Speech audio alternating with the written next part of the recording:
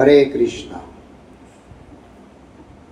हरे कृष्णा हरे कृष्णा कृष्णा कृष्णा हरे हरे हरे राम राम राम हरे हरे। हरिनाम संकीर्तन की संकीर्तन पिता श्री कृष्ण चैतन्य महाप्रभु की समावेत गौर भक्त वृंद की भुवन मंगल हरिनाम संकीर्तन की निताय गौर प्रेमानंदे। जीव अनादिकाल থেকে যাহা অনুসন্ধান করছে, যা পেলে আর পাবার আকাঙ্ক্ষা থাকে না, যা পেলে সমস্ত প্রাপ্তি প্রাপ্তি হয়ে যায়। আজ আমরা সেই কথা শ্রবণ করতে যাচ্ছি। শ্রীমদ্ ভাগবত মহাপুরাণ কথা বিশ্রাম হয়ে যাবার পর পরীক্ষিত মহারাজকে তক্ষক নামক সর্প দংশন করার আগেই তিনি একবার তার মা উত্তরা দেবীর সঙ্গে সাক্ষাৎ করতে গিয়েছিলেন। কেননা উত্তরা দেবী পরীক্ষিত মহারাজকে বলেছিল, বেটা তুমি যা কিছু জীবনের সার মনে করো এই কথামৃত শ্রবণ করে, তোমার তো সময় খুব কম, এই সংক্ষিপ্ত সময়ে তুমি এই সার কথা আমাকে শুনিয়ে যাবে। আজ আমরা শ্রীমান চন্দন প্রভুর গৃহে সেই জীবনের সার কথা শুনতে যাচ্ছি, যা পেলে আর পাবার আকাঙ্ক্ষা থাকে না, যার জন্য জেনে না জেনে সর্বদা প্রত্যেকটি জীব ছুটে চলছে। ছুটে চলতে চলতে পিপাসার্ত পথিকের ন্যায় পথেই শরীর ছেড়ে দিচ্ছে, কিন্তু গন্তব্যে পৌঁছাতে পারছে না। কেউ ভাবছে সুন্দর পত্নী হলে, সন্তান হলে, উচ্চ শিক্ষিত সন্তান হলে, উচ্চ বিদ্যা হলে, বড় বাড়ি হলে, বড় গাড়ি হলে, সুন্দর চেহারা হলে, নানান উপায়ে আমি হয়তোবা জীবনের সব কিছু পেয়ে যাব। কিন্তু এই তথাকথিত রূপ যৌবন আদি সংসারের সমস্ত প্রাপ্তি হয়ে যাবার পরেও আমাদের সেই অজানা বস্তু, যার জন্য আমরা সর্বদা ছুটে চলছি, তাকে পাচ্ছি না। আসুন সেই কথা শ্রবণ করি, কি হয়েছিল ভাগবত কথার পর। পরীক্ষিত মহারাজ উত্তরা মায়ের কাছে আসলো আর শ্রীমদ্ ভাগবত মহাপুরাণের সার কথা ব্যক্ত করতে লাগলেন।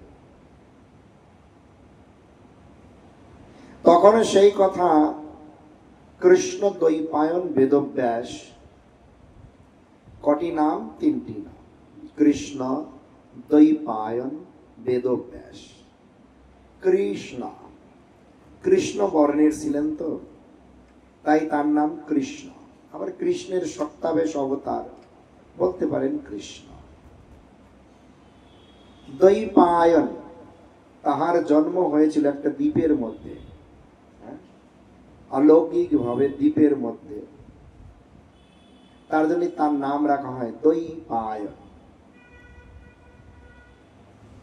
আবার তিনি বেদকে একটি বেদ থেকে 4টি বেদ বিভাজন করলেন, তার জন্য তার নাম হলো বেদব্যাস। বেদকে যিনি ব্যাস মানে বিভাগ করেছে, আলাদা আলাদা করেছে, 4টি ভাগে ভাগ করেছে, নাম হলো বেদব্যাস। আর পুরা নাম আমরা একসাথে জানি কৃষ্ণ দ্বৈপায়ন বেদব্যাস। এই কৃষ্ণ দ্বৈপায়ন বেদব্যাসের 4 জন শিষ্য ছিল। অনেক শিষ্য ছিল, মুখ্যত 4 জন। পৈলবনী, জৈমিনী, বৈশাম্পায়ন, সুমন্ত। এর মধ্যে জৈমিনী ঋষি yani শিষ্য যিনি জৈমিনী ছিলেন, তিনি ওই সময় পরীক্ষিত মহারাজের মুখ থেকে কথাগুলো শ্রবণ করেছিলেন। হ্যাঁ, আর তার স্রোত পন্থায় কথা আমাদের পর্যন্ত এসেছে। কলিযুগে এই কথা গ্রন্থে লিপিবদ্ধ করেছেন সম্বন্ধ তত্ত্বের আচার্য শ্রীল সনাতন গোস্বামী পাদ বৃহৎ ভাগবত অমৃত নামক গ্রন্থে। কথাটি এমন,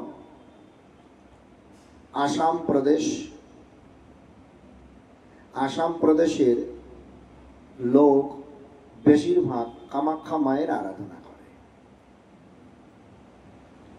তো ওখানে এক ব্রাহ্মণ অত্যন্ত নিষ্ঠার সঙ্গে সৎ, ধর্মপরায়ণ, নিষ্ঠাবান, নৈষ্ঠিক, সদাচারী কামাখ্যা মায়ের অত্যন্ত নিষ্ঠার সঙ্গে আরাধনা করে। আমরা সাধারণত দেখি দেবীর আরাধনা করলে সেই লোকগুলো বেশিরভাগ ক্ষেত্রে, সবাই না, সদাচারী হয় না। হ্যাঁ, দেবদেবীর আরাধনা করলে বিশেষ করে কামাখ্যা মায়ের ওখানে গেলে তারও, যেহেতু ওখানে বলি হয়, অপেল্লি খোলাখুলি বলি হয়। কিন্তু এই যে ব্রাহ্মণ, তিনি সদাচারী বলতে তিনি কোনো প্রকারের নেশা, চা, পান, বিড়ি, সিগারেট, দারু, গুটকা গ্রহণ করেন না। তিনি কোনো নেশা করেন না, জুয়া খেলেন না, জীব হত্যা করেন না, মানে ভগবানকে না দিয়ে কোনো জিনিস খায় না, মানে ভগবানের প্রসাদ ব্যতীত খান না, শুদ্ধ সাত্ত্বিক প্রসাদ বুঝে। অশুদ্ধ কথা বলেন না, অশুদ্ধ চিন্তা করেন না, ভগবানের অনুগত হয়ে চলেন।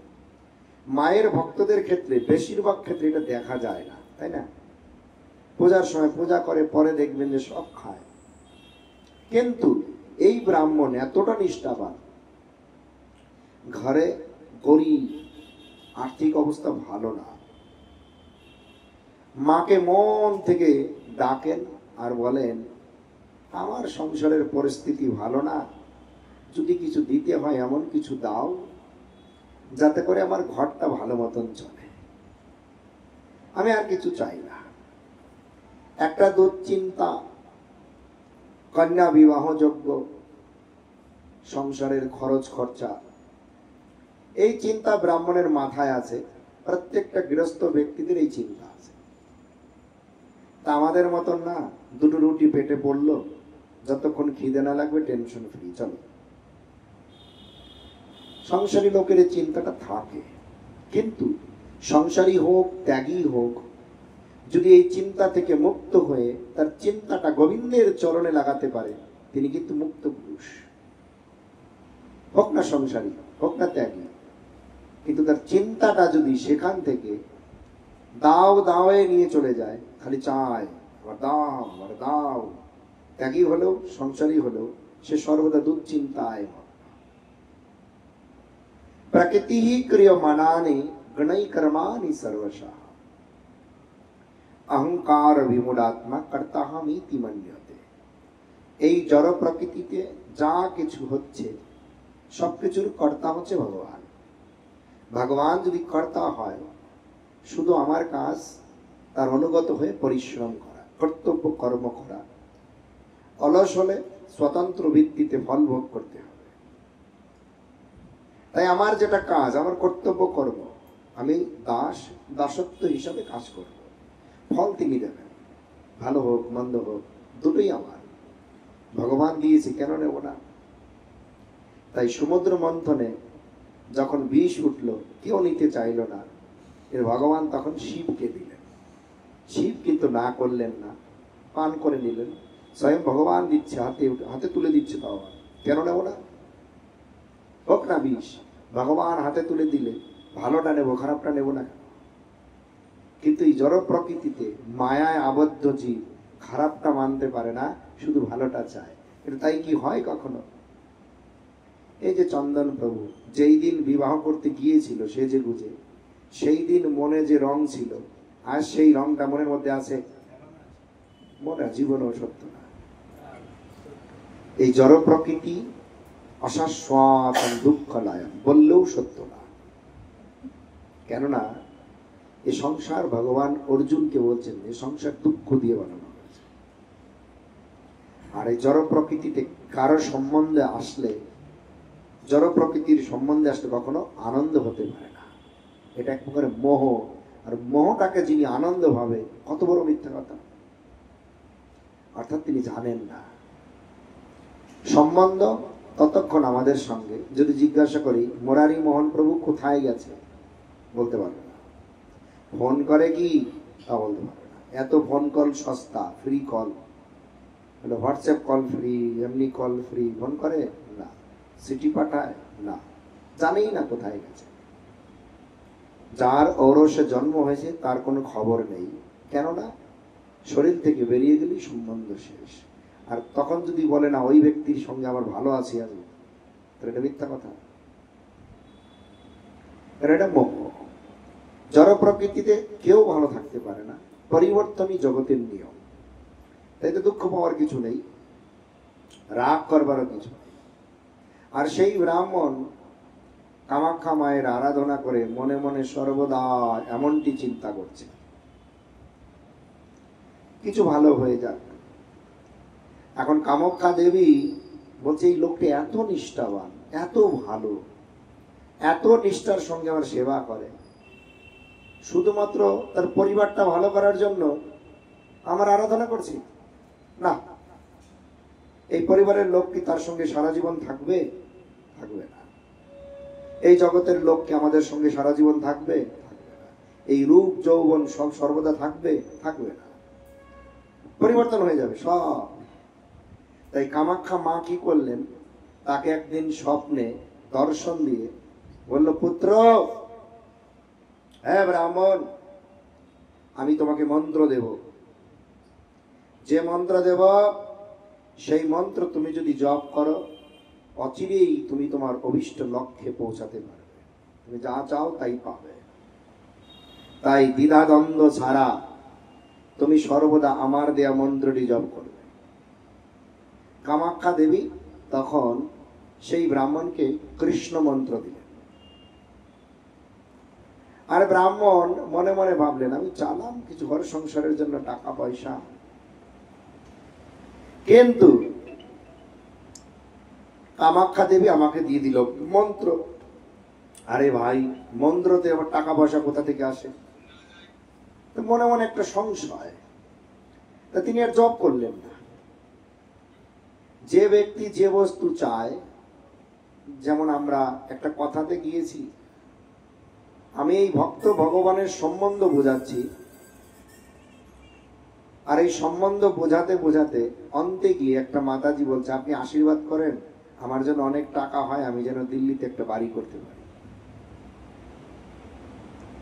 তো আমি তো অবাক, আমি আর উত্তর দিলাম না, বোঝানো যায় না। এই ব্রাহ্মণ চাইলো ধন সম্পত্তি, মা দিল মন্ত্র, তো মন্ত্রের প্রতি সম্মান নাই, মন্ত্র করা বন্ধ করে দিল। হ্যাঁ, সদ্গুরু বা ভগবানের কৃপা হলে মন্ত্র দেবে, মন্ত্র জপ করলে ভগবানকে পাবে, মন্ত্রের অধিষ্ঠাত্রী দেবতাকে পাবে। এইভাবে কি হলো, তিনি মন্ত্র করলেন না। তখন কামাখ্যা মা আবার আসলেন, এই ব্রাহ্মণ, আমি তোমাকে বলছি মন্ত্র করতে, তুমি মন্ত্র কেন করছো না? মন্ত্র করো। হ্যাঁ, মায়ের বকা খেয়ে একদম ব্রাহ্মণ মন্ত্র করা শুরু করে দিল। মন্ত্র করতেই যেন তেন গুরুদেব দেননি, স্বয়ং মা তাকে মন্ত্র দিয়েছে। হ্যাঁ, কামাখ্যা মা তাকে মন্ত্র দিয়েছে, মন্ত্রের কত শক্তি।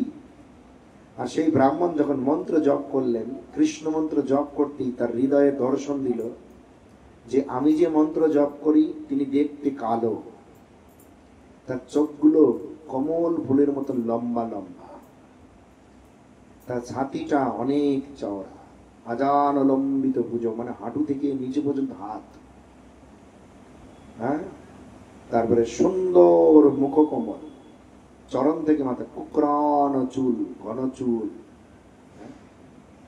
আর নবীন মেঘের ন্যায় সুন্দর, চকচক চকচক করছে, মানে এত সুন্দর। হাতে বাঁশুরি বাজাচ্ছে, টেরা হয়ে দাঁড়ায়, বাঁকা হয়ে দাঁড়ায়। সেই ব্রাহ্মণ ভগবানের এই স্বরূপ দেখে ফেলল, মন্ত্র জপ করছে। কিন্তু মন্ত্র জপ করতে করতে মনে আবার হলো, তো চাইলাম সংসারের জন্য কিছু, মন্ত্র জপ করতে দিল, যাকে জপ করি তো জপ করে হবে নাকি? আবার দ্বিধাদ্বন্দ্বে আসলো। আবার কামাখ্যা এসে বলে, এই তোমাকে মন্ত্র জপ করতে বললাম, করছো না কেন? এইবার মন্ত্র জপ শুরু করতেই মাঝে মাঝে দেখবেন ছাত্রছাত্রীরা ভালো পড়ে, আবার মাঝে মাঝে পড়ায় একটু ঢিল দিয়ে দেয়। হ্যাঁ, তো এইভাবে যখন যখন মন্ত্র বেশি করছে তখন তখন ভগবানের কৃপা বেশি পাচ্ছে, যখন মন্ত্র কমিয়ে দিচ্ছে তখন আবার জগতের চিন্তা হচ্ছে, সংসারের চিন্তা হচ্ছে। একটা সময় তার চিন্তা হলো, আরে কার মন্ত্র জপ করি, তাকে তো একবার দেখতে হবে। এই চিন্তা করলে একদিন কামাখ্যা মা আবার দর্শন দিয়ে বলল, পুত্র, হে বিপ্রবর, তুমি বৃন্দাবনে যাও, ওখানে গেলে তুমি তোমার লক্ষ্য বস্তু পাবে। আর একদিন যে সংসারের চিন্তায় ডুবেছিল, সেই সংসারের চিন্তা ছেড়ে সেই ব্রাহ্মণ বিপ্রবর বৃন্দাবনের উদ্দেশ্যে যাত্রা করলেন পদব্রজে। কিছুদিন পর তিনি যখন কাশী বিশ্বনাথে আসলেন, কাশীতে আসলেন, বেনারস আসলেন, বেনারস এসে অনেক সন্ন্যাসী, মায়াবাদী সন্ন্যাসী দেখলেন। তিনি সেখানে তাদের সঙ্গে দিব্যি আছে, ভালো ভালো প্রসাদ খাওয়া যাচ্ছে, লোক সেবা দিচ্ছে, দক্ষিণা দিচ্ছে, প্রণামী দিচ্ছে, প্রণাম করছে। বৃন্দাবনের কথা ভুলে গেলেন, বাড়িতে ছিলেন, কষ্টে ছিলেন, এখানে এসে দিব্যি আছে, সন্তু সমাগম বেনারসে। এইবার আর মা হলো না, কাশী বিশ্বনাথে আছেন। ভগবান বিশ্বনাথ স্বয়ং প্রকট হয়ে বলে, হে ব্রাহ্মণ, কামাখ্যা দেবী তোমাকে বলেছে বৃন্দাবন যেতে, আর তুমি এই বেনারস এসে, কাশীতে এসে ফেসে গেছো। হ্যাঁ, তোমাকে তো এখানে আসতে বলেনি, যাত্রা পথে তুমি যাত্রা বিরতি দিয়েছো, ঠিক আছে, বৃন্দাবন যাও। তো এইভাবে সেই ব্রাহ্মণ ওখান থেকে শিবজি মহারাজের আদেশে আবার যাত্রা করলেন। তো বেনারস থেকে একটু এগোতেই প্রয়াগরাজ, সেখানে ভগবান বিষ্ণুর আরাধনা হয় চতুর্ভুজ মূর্তিতে, শঙ্খ চক্র গদা পদ্মধারী ভগবানকে আরাধনা করছে। এখানে এসেও তিনি অনেক হরি কথা শুনলেন, সাধুদের সঙ্গ করলেন, প্রসাদ পাচ্ছেন, আদরে তাদের মধ্যে আছেন। যতক্ষণ সাধু সঙ্গে থাকে ততক্ষণ আনন্দে থাকে, আর যখন মন্ত্র জপ করে তখন ভিতরে দুই ভুজ মুরলীধর কৃষ্ণকে দেখে। যখন সাধু সঙ্গে যায় শুধু নারায়ণের কথা শোনে, যখন মন্ত্র জপ করে তখন কৃষ্ণকে দর্শন করে। আর একটা ভিতরে যুদ্ধ লেগে গেল, আরে আমি যার মন্ত্র জপ করি সে দেখতে কালো, আবার মুরলীধর, মুরলী বাজায়, বাঁকা হয়ে দাঁড়ায়। হ্যাঁ, আর এরা যার পূজা করে তার তো 4 হাত, এর 4 হাতে শঙ্খ চক্র গদা পদ্ম। হ্যাঁ, না, এ নিত্য নবয়মান কিশোর। তো এইভাবে মুরলীধর, তো এইভাবে মনের মধ্যে সংশয় হয়ে গেল। সংশয় হলে কামাখ্যা দেবী আমার প্রকাশিত হয়ে বলল, হে বিপ্রবর, তোমাকে বলেছিলাম বৃন্দাবন যেতে, কিন্তু তুমি বৃন্দাবন না গিয়ে আবার প্রয়াগরাজেই থেমে গেলে। তো এইভাবে তখন তিনি বৃন্দাবনের উদ্দেশ্যে যাত্রা করলেন। তো দেখুন, আমাদের দৈনন্দিন জীবনে আমরা সহজে স্বতঃস্ফূর্তভাবে আপনা আপনি কোনো শুভ কার্যে আমরা অগ্রগতি করতে চাই না।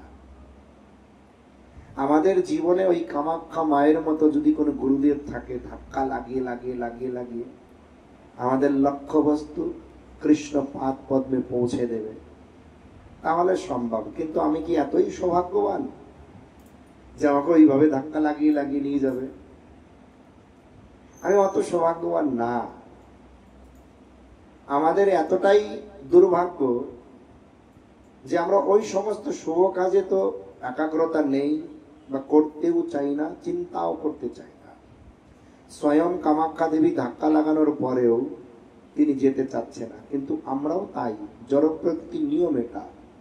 10 দিন একটা কাজ ভালো লাগলে দেখবেন একদিন আসবে একটু শিথিলতা আসবে, একটা শিথিলতা আসবে। নতুন কাজ করতে গেলে, নতুন জিনিস শিখা খুব কষ্টকর ব্যাপার।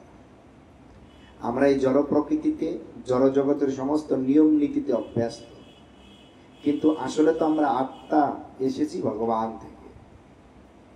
ভগবান থেকে যে সমস্ত আত্মা এই জগতে এসেছে, তারা এই জগতে থাকলেও তাদের সঙ্গে জগতের কোনো বস্তুর সম্বন্ধ নেই।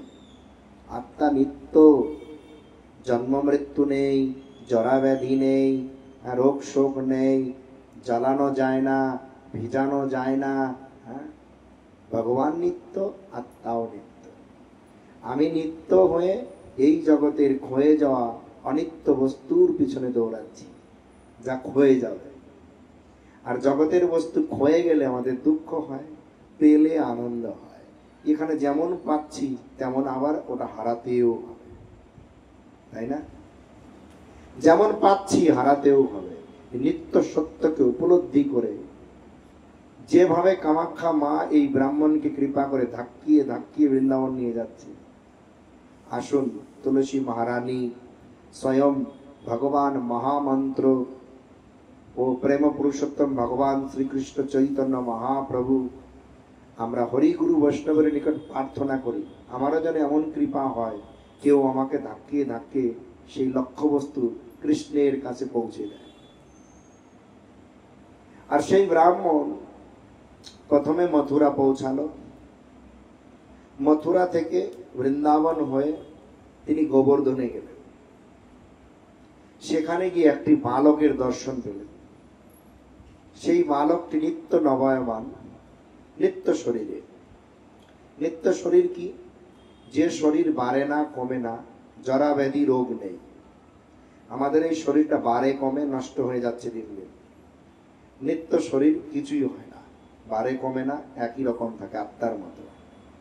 এই গোবর্ধনের তটে সেই ব্রাহ্মণ যে বালকের দর্শন পেল, সেই বালক নিত্য, মানে নিত্য বৃন্দাবনের বাসী, মরবে না, ভগবানের নিত্য পার্ষদ। সেই বালককে পেলে তখন সেই বালককে জিজ্ঞাসা করল যে আমার এমনটি এমনটি হচ্ছে, কামাখ্যা দেবীর নিকট মন্ত্র পেয়ে মন্ত্র জপ করলে এমনটি দর্শন করি। হে ব্রজবালক, তুমি আমাকে কৃপা করে খুলে বলো এমনটি কেন হয়। তখন সেই ব্রজবালক বলতে লাগলেন যে আমি আমার জীবনের সমস্ত কথা খুলে বলছি, তুমি শ্রবণ করো। এক সময় একজন বৃদ্ধ ব্রজবাসী ব্রাহ্মণ আমাকে দীক্ষা প্রদান করলেন। তারপর থেকে আমি মন্ত্র জপ করতে লাগলাম। গুরুদেব মন্ত্র দিয়ে চলে গেলেন কিছুদিন পর, আর তার দর্শন পাইনি। আমার মনে সংশয় হলো যে জগতে সব থেকে সর্বশ্রেষ্ঠ বস্তু কি, আমি তা চাই। এই ব্রজবালক বললেন আমার শরীর যে নিত্য, আমি চাইলে অনন্ত কোটি ব্রহ্মাণ্ডের যেখানে খুশি যেতে পারব। কিন্তু এটাও আমি জানতাম না, এটা আমি জানতাম না। আর আমি নিত্য ব্রজধামে বাস করছি, এটাও আমি জানতাম না। তাই গুরুদেব আমাকে কৃপা করলেন। আমি একদিন এইভাবে ধীরে ধীরে এক রাজ্যে প্রবেশ করলাম। সেই রাজ্যে শুনলাম সেখানে নাকি ভগবান বিষ্ণু স্বয়ং যে সমস্ত নৈবেদ্য নিবেদন করা হয় তিনি স্বয়ং খায়, সাক্ষাৎ রূপে গ্রহণ করে। এমন মন্দিরের খবর শুনলে আপনারা যাবেন না দৌড়াতে দৌড়াতে দর্শন করতে? ভগবান স্বয়ং ওখানে প্রসাদ গ্রহণ করে, যেমন জগন্নাথ মন্দিরে। এইভাবে সেই বিপ্রবর কে শোনাতে লাগলেন। আমি সেখানে গেলাম, আমি সেখানে গিয়ে ভগবানের কথামৃত শ্রবণ করতে লাগলাম, সাধু সঙ্গ করলাম। প্রতিদিন ভগবান অবশিষ্ট কৃপা স্বরূপ প্রসাদ দিতে লাগলেন, খেতে লাগলাম। কিছুদিন পরে ওই রাজ্যের রাজা মরে গেল। পিতৃশোকে রাজ্যের কেউ রাজা হতে চাচ্ছে না। তখন স্বয়ং ভগবান আদেশ করলেন, ব্রজ থেকে আসা বালককে রাজা বানিয়ে দাও। আর সবাই আমাকে রাজা বানিয়ে দিল। আমি এখন সেই ব্রজ বালক থেকে সেই রাজ্যের রাজা হয়ে গেলাম, না চাইতেও রাজা। ঠিক আছে, ভগবানের যা ইচ্ছা। আর আমি রাজা হয়ে ভগবানের সেবা অতি গুণে বৃদ্ধি করলাম। সাধু সেবা, ভগবানের সেবা কথা আরো বাড়িয়ে দিল। সাধু যদি রাজা হয় বাড়াবে না? অবশ্যই বাড়াবে। এইভাবে বাড়ানোর পরে একদিন আমার রাজ্যে কতগুলো সাধু আসলো, বৈষ্ণব আসলো, বড় বড় মনি ঋষিগণ আসলো। ভগবানের ভোগ হয়ে গেলে সেই ভোগগুলো প্রসাদ মানে খাবারের রুমে ঢুকে যায়। এখন সেই ব্রাহ্মণগুলোকে আমি সৎকার করলাম, আরতি করলাম, পা ধুয়ে দিলাম, অভ্যর্থনা জানালাম, সবকিছু করলাম আমি রাজা হয়ে। কিন্তু যখন তাদেরকে প্রসাদ খেতে বললাম, তারা বলছে আমরা খাবো না। এই যে আমি ঘর থেকে আসার সময় জিজ্ঞাসা করলাম, আমরা যার বাড়ি যাবো, চন্দনবাবুর বাড়ি, আমাকে খেতে দেবে না? বলে না। বলে কেন? এনারা বললেন। সত্যি কি তাই? সত্য বলেছে? সত্যি খেতে দেবে না? এটা আমাকে বলেছে ঘর থেকে, ওদের বাড়ি খেতে দেবে না। আমি বললাম আমার তো বিকালে খিদে লেগেছে, ওরা যদি কিছু খেতে দিত। বলে না, হবে না। এইভাবে মনি ঋষিগণ খাবেন না। রাজা বললেন খাবেন না কেন? বলে ভগবানের ভোগ ভগবান খাচ্ছে ঠিকই,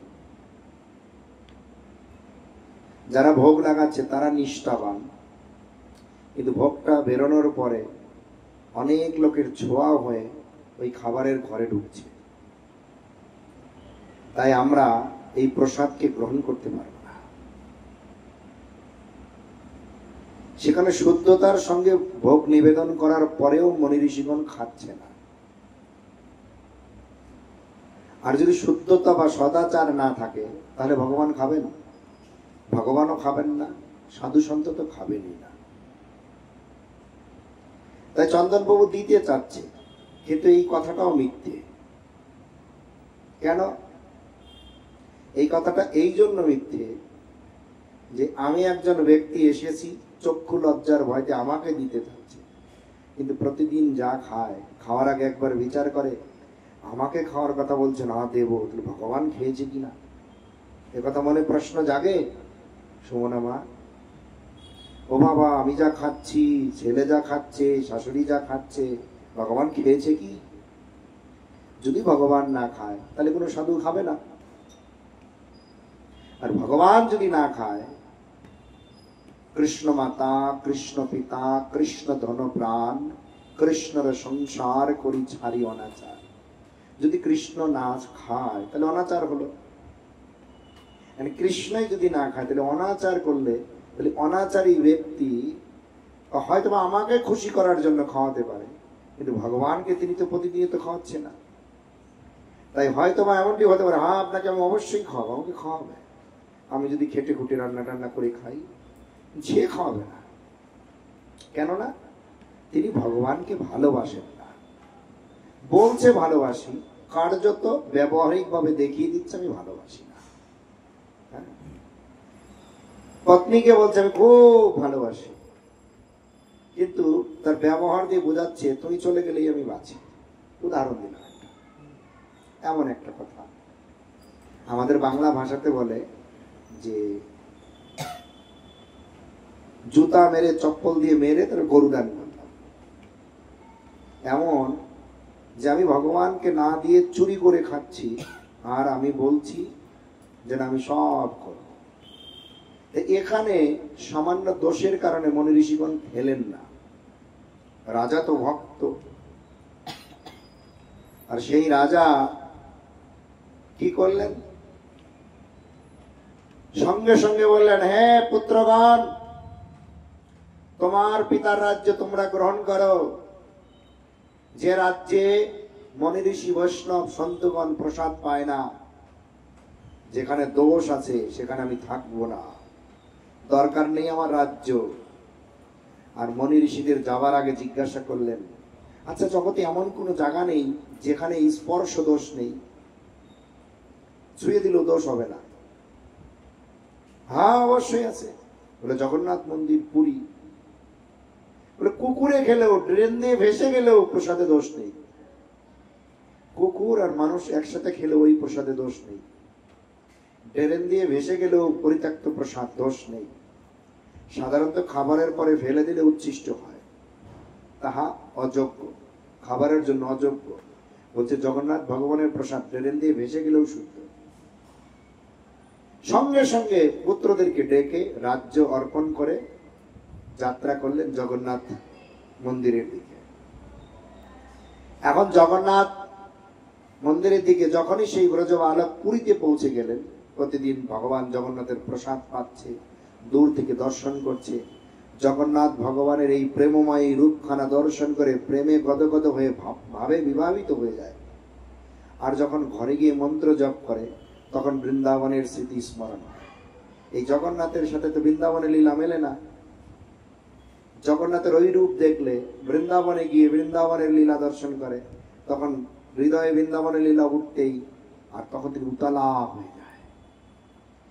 একদিন জগন্নাথকে দেখলে খুশি, ভুলে যায় সব। জগন্নাথ থেকে বেরিয়ে এসে মন্ত্র জপ করলে ভিতরে যুদ্ধ লেগে যায়। আরে ভাই मैं বৃন্দাবন जाऊंगा, मैं कहां कहां घूम रहा हूं। তো এইভাবে একদিন তিনি সমুদ্রে গিয়ে প্রাণ বিসর্জন দিতে গেলেন। না, এত কষ্টের শরীরটাই রাখবো না। আর সেই গুরুদেব, যে গুরুদেব তাকে ব্রজে দীক্ষা দিয়েছিল, সেই গুরুদেব সেখানে প্রকট হয়ে তাকে ধরে বলে, হে ব্রজবালক,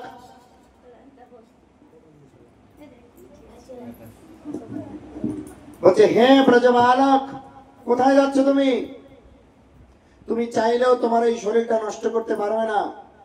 এটা জগতের শরীর না, মন চাইলো আত্মহত্যা করে নিলাম, ও তো নষ্ট হবে না। এখানে মন চাইলো ফাঁসি লাগিয়ে নিলাম, বিষ খেয়ে নিলাম, যা খুশি করলাম, ট্রেনের তলে মাথা দিলাম, নিত্য শরীর তো নষ্ট হবে না। এখানে শরীরটা নষ্ট হবে, আত্মাটা তো কিছু হচ্ছে না। আর ও তো নিত্য শরীর। ব্রজবালক, তোমার এই শরীর তুমি নষ্ট করতে পারবে না, তোমার এই নিত্য শরীর, তুমি নিত্য নবায়মান কিশোর। তোমার যদি বৃন্দাবনই ভালো লাগে, তুমি বৃন্দাবনে যাও, যেই কৃষ্ণ সেই জগন্নাথ, এতে ভেদ নেই। তোমার বৃন্দাবনের লীলা ভালো লাগে, তুমি চলে যাও। এইভাবে গুরুদেব তাকে আবার কৃপা করলেন। প্রশ্ন আসে এখানে, গুরুদেব নিত্য তত্ত্ব, আমরা দেখি গুরুদেব মন্ত্র দিয়ে চলে গেলে, তিনি শরীর ছেড়ে দিলে আর গুরুদেব নেই, বলে আমার গুরুদেব তো পেয়ে গেছে। গুরুদেব কখনো মরেন না। এই লীলা কথাতে এখানে শাস্ত্রে আমাদের আচার্যগণ বর্ণনা করেছেন, যখন দরকার ঠিকই গুরুদেব প্রকট হয়ে যাচ্ছে। কামাখ্যাবাসী ব্রাহ্মণকে কামাখ্যা মা মন্ত্র দিলেন, যখন যখন দরকার তখন তখন প্রকট হয়ে তাকে দিক নির্দেশনা দিচ্ছে। এই নিত্য সিদ্ধ ভগবানের একান্ত ভক্ত গুরু হলে আমাদের আর ভয় নেই। আর তার জন্য আমাদের শুদ্ধতা দরকার। শুদ্ধতা না হলে কেউ আমাদের হাতে খাবে না, ভগবান তো খাবেই না, কোনো বৈষ্ণবও খাবে না। হয়তোবা আমরা আমাদের অহংকারে পর্যবসিত হয়ে বলতে পারি খাবে না, তাতে আমার কি। কিন্তু এটা দিয়ে তো আমার জীবনে আমি লক্ষ্যে পৌঁছতে পারবো না। আমার আনুগত্য চাই, দৈন্যতা চাই। হ্যাঁ, এইভাবে আমি আমার লক্ষ্যে পৌঁছতে পারি।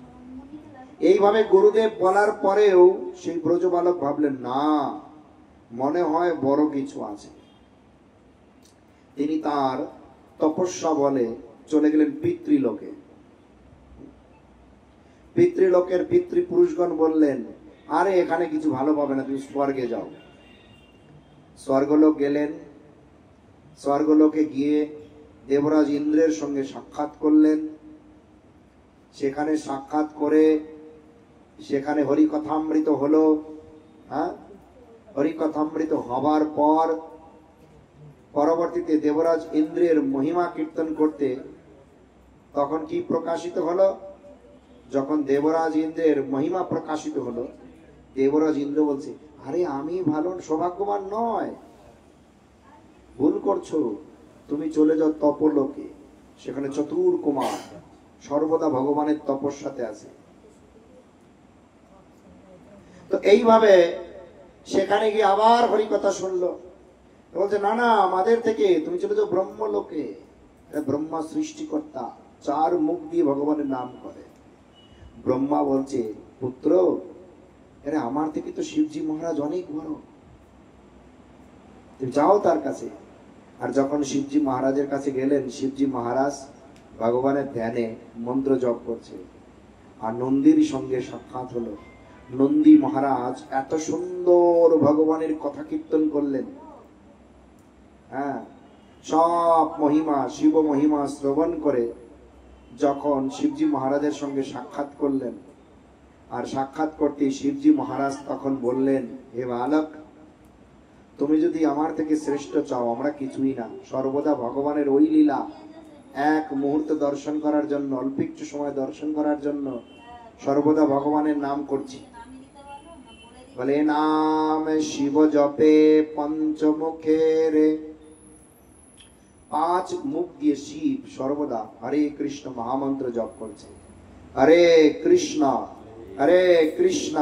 কৃষ্ণ কৃষ্ণ হরে হরে, হরে রাম রাম রাম হরে হরে। শিবজি মহারাজ তন্ময় হয়ে নাম জপ করছে। শিবজি মহারাজের দুইটি স্বরূপ, একটা হচ্ছে তমগুণে ধ্বংস অবতার, আর একটা হচ্ছে শুদ্ধ সাত্ত্বিক সদাশিব, সর্বদা ভগবানের সেবায় ভগবানের কাছে থাকে, ধামে থাকে। জগতের লোক জগতের মায়ায় আবদ্ধ হয়ে তার তমগুণ মূর্তির আরাধনা করে, কিন্তু শুদ্ধ সাত্ত্বিক ধামে থাকা সেই শুদ্ধ শিবের, সদাশিব, গোপেশ্বর, নীলকণ্ঠের আরাধনা করেন না। তিনি পঞ্চানন, তিনি 5 মুখে ভগবানের নাম কীর্তন করছেন, নামে মগ্ন আছেন। কিন্তু তার আর একটা স্বরূপ দিয়ে তিনি জগতের ধ্বংসকর্তার কার্য করছেন। একটা ব্যক্তি জগতে সুইপার, হ্যাঁ, ময়লাতে প্রবেশ করে মলমূত্র পরিষ্কার করছে, স্নান আদি করে বাড়িতে এসে পরিবারের কাছে তিনি পিতা, পতি, সন্তান ইত্যাদি ইত্যাদি কর্মক্ষেত্রে কর্ম করছে। তদ্রূপ ভগবান শিবজি মহারাজকে জগতের ধ্বংসকর্তা হিসাবে কর্ম দিয়েছে, এটা ভগবানের আদেশ করছেন। কিন্তু শিব ব্যক্তিত্ব হিসাবে তিনি সর্বদা ভগবানের সেবায়, তার নাম কীর্তনে মজে আছে। একটা ব্যক্তির কর্ম নিয়ে নাড়াচাড়া করা ভালো, না ব্যক্তিত্বকে প্রশংসা করে সেই ব্যক্তিত্বের অনুসরণ করা ভালো? কোনটা ভালো বলুন না? হ্যাঁ, ব্যক্তিত্বকে অনুসরণ করা ভালো। একজন ব্যক্তি গরিব হতে পারে, আমাকে দেখতে হবে সে সৎ, আদর্শমান, ভালো মানুষ। সে কি কাজ করে, সুইপার, তিনি ভালো, তিনি বড় লোক, এগুলো আমার দেখার বিষয় না, তাই না? কালো, গোরা, দেখতে সুন্দর, এগুলো দেখার বিষয় না। দেখার বিষয় হচ্ছে তিনি সৎ কিনা, তিনি ভালো কিনা, ভগবত ভজন করেন কিনা, এগুলো তার ব্যক্তিত্ব। কিন্তু জগতের মোহপ্রাপ্ত ব্যক্তিগণ এই ব্যক্তিত্বকে না দেখে কি দেখে? লাভ, প্রজা, প্রতিষ্ঠা, ধন দৌলত, যার কাছে যত টাকা সে বড় সাধু, এরকম বিচার করে। যার কাছে যত টাকা সেই বুঝি সব থেকে সভ্য, এটা হয় নাকি কখনো? কত বড় ভুল! এই সত্য সাত্ত্বিক শিবজি মহারাজ গভীর ধ্যানে বসে আছে, আর সেই বালক শিবজি মহারাজের যখন দর্শন করলেন, তার মুখ থেকে অনেক কথা শুনলেন। ভগবানের অপ্রাকৃত লীলা সমূহ শ্রবণ করে বলতে লাগলেন, হে ব্রজ বালক, তুমি যেখান থেকে এসেছো সেটাই সর্বশ্রেষ্ঠ। আমরা সবাই সেই ব্রজেন্দ্রনন্দন কৃষ্ণের আরাধনায় মগ্ন। এতে চংস কলাহা পুংস কৃষ্ণস্তু স্বয়ং ভগবান। তার থেকে বড় কেউ নেই জগতে, ঈশ্বর পরম কৃষ্ণ। এইভাবে বলতে লাগলেন। তারপরেও তুমি যেহেতু ভালো খুঁজতে এসেছো, তুমি একবার বৈকুণ্ঠে যাও। এখন কোন লোক ইচ্ছা করলে এমন যেতে পারবে না, তিনি নিত্য সিদ্ধ গোলক বৃন্দাবনবাসী, তাই তিনি সর্বত্র যেতে পারছেন। 1 2 3 4 5, 5-এর মধ্যে 1 আছে, 2 আছে, 3 আছে, 4 আছে, 5ও আছে, কিন্তু 1-এর মধ্যে 5 নেই। 1-এর মধ্যে 1 আছে, 2-এর মধ্যে 1 আর 2 আছে। বলছে গোলক তো সর্বোপরি, গোলক নামনি নিজ ধামনি তলে তস্য দেবী মহেশ হরি ধাম এসু তেষু তেষু। এই যে চতুর্দশ ভুবন, এটা দেবী ধাম বলে, মায়ার জগৎ, মৃত্যু লোক। দেবী ধাম মানে মৃত্যু লোক, যেখানে যে এসেছে মরতেই হবে। এই দেবী ধামের বাইরে শিব লোকে চলে যান, সেখানে মরতে হয় না, মৃত্যু নেই। তারপরে বৈকুণ্ঠ, মথুরা, অযোধ্যা, গোলক বৃন্দাবন সর্বোপরি। যিনি সর্বোচ্চ স্তরের লোক, তিনি সব জায়গায় যেতে পারবে। হ্যাঁ, যেমন আপনারা মনে করেন একটা সিটি কর্পোরেশনের পিয়ন সচিবালয়ে ঢুকতে পারবে? পারবে না। কিন্তু সচিবালয়ের একটা পিয়ন হলেও তিনি কিন্তু তার নিচে সব অফিসে বিনা বাধায় ঢুকে যাবে। তাই এই যে ব্রজ বালক সর্বত্র যাচ্ছে, তিনি বৈকুণ্ঠে গেলেন, ভগবান বিষ্ণুর দর্শন করলেন, দর্শন করে হরিকথামৃত শুনলেন। আর ভগবান বিষ্ণু বললেন, বালক তুমি সর্বশ্রেষ্ঠ, তুমি সর্বশ্রেষ্ঠ ভগবানের আরাধনা করছো, দ্বিধাদ্বন্দ্ব ছাড়া তোমার ব্রজমণ্ডলে ফেরত যাও, আর সর্বদা কৃষ্ণের ধ্যানের সময় তোমার জীবনে সর্বোত্তম প্রাপ্তি তুমি ওখান থেকেই পাবে। এই যে ভগবানের আরাধনা, কৃষ্ণ কথা, সর্বোত্তম বস্তু, জেনে না জেনে সর্বদা খুঁজছি আমরা।